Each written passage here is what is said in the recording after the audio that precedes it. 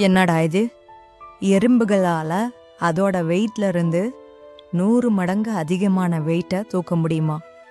எறும்புகள் கிட்ட பல சிறப்பம்சம் இருக்கு. அதில் ஒன்று, அதுங்களோட வெயிட்ல இருந்து 100 மடங்கு அதிகமான வெயிட்டுங்களை தூக்க முடியும்.